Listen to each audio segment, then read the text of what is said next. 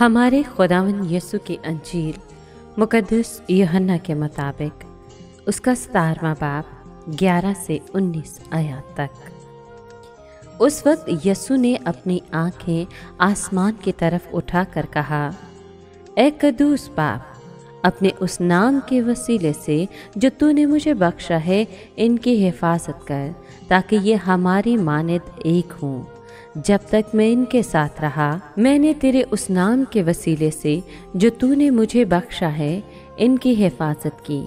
میں نے ان کی نگہبانی کی اور فرزند ہلاکت کے سوا ان میں سے ایک بھی ہلاک نہیں ہوا، تاکہ نوشتہ پورا ہو۔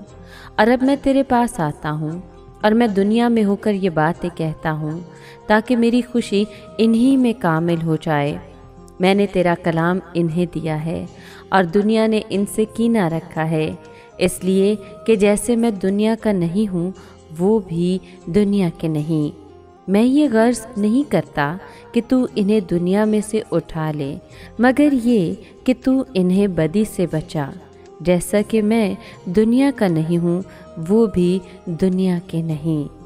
سچائی کے وسیلے سے ان کو مقدس کر، تیرا کلام سچائی ہی ہے۔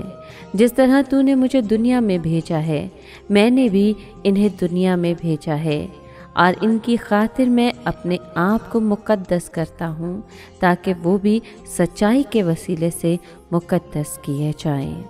پاک کلام کے پڑھے اور سنے جانے پر خداوند کی برکت ہو، خدا کا شکر ہو۔ عزیز مومنین، یسوع نے اپنی دعاؤں میں گواہی دی کہ اس نے باپ کے کلام کو اپنے شاگردوں کو پیش کیا اور انہیں اس کا پدرانہ نام بتا کر اس کے معنی بھی سمجھا دیے۔ اس انکشاف کے ذریعے یسوع ہمارے لیے مقدس تثلیث کا اعلان کرتا ہے۔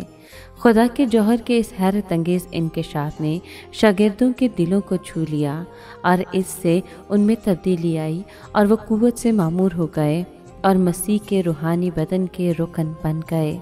ان خوبیوں اور اوصاف کے باعث دنیا ان سے نفرت کرنے والی تھی، ٹھیک اسی طرح جیسے اس نے یسوع سے نفرت کی تھی۔ جس طرح مسیح خدا کی طرف سے تھا اور اس کی زندگی ازل سے ابد تک خدا میں پوشیدہ تھی، اسی طرح جن کی از سر نو پیدائش ہو چکی ہے وہ ابد تک زندہ رہیں گے۔ یسوع نے اپنے شاگردوں کو آسمان پر نہیں لے جانا چاہا اور نہ ہی انہیں خلوت میں منتقل کیا، بلکہ مصیبت اور تکلیف نے انہیں چاروں طرف سے گھیر لیا تھا۔ یسوع اپنے باپ سے گزارش کرتا ہے کہ وہ اس کے رسولوں کو شیطانی اثرات اور فریبیوں کے فریب اور بدروحوں سے بچائے رکھے۔ ہمارا خداوند ہماری شفاعت کرتا ہے اور ہر مشکل اور پریشانی میں ہمیں اپنی باہوں میں یقینی طور پر محفوظ رکھتا ہے۔ یسوع کا خون ہماری حفاظت کرتا ہے اور اس کی قربانی کے باعث خدا ہمارے ساتھ ہے۔ کوئی شخص ہم پر الزام نہیں لگا سکتا اور نہ ہی ہمیں تباہ کر سکتا ہے۔ ہم راست باز ٹھہرائے گئے ہیں، لافانی ہیں اور پاک روح کے فضل میں قائم ہیں۔ اگر ہم بے وفائی کریں اور اپنا رجحان گناہوں کی طرف راغب کر لیں تو وہ ہمیں آزمائش میں گرنے دے گا، کیونکہ اس سے جو گناہ ہمیں پوشیدہ ہے وہ ابھر آئے گا اور ہمارے گناہ بے نقاب ہو جائیں گے۔ تب ہم کانپ اٹھیں گے اور آنسو بہا کر توبہ کریں گے اور چلائیں گے کہ اے باپ، ہمیں آزمائش میں نہ لا بلکہ برائی سے بچا۔ جو کوئی خود اپنی طاقت اور انسانی دلیری سے شیطان اور موت سے لڑنے کی کوشش کرتا ہے وہ خود کو دھوکہ دیتا ہے۔ مسیح کے خون اور شفاعت کا سہارا لیں۔ یسوع ہمارا منجی ہے، وہی ہماری حفاظت کرے گا۔ آئیے دعا کریں۔ اے خداوند، ہمارے دل میں پائی جانے والی نفرت، جھوٹ اور غرور کو ختم کر دے۔ ہم فطرتاً بدکار ہیں لیکن تو پاک ہے۔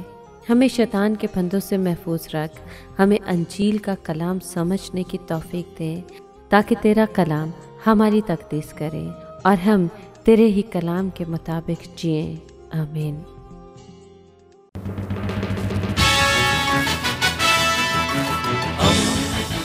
دوستی کا پیمبر، ریڈیو ویریتاس ایشیا۔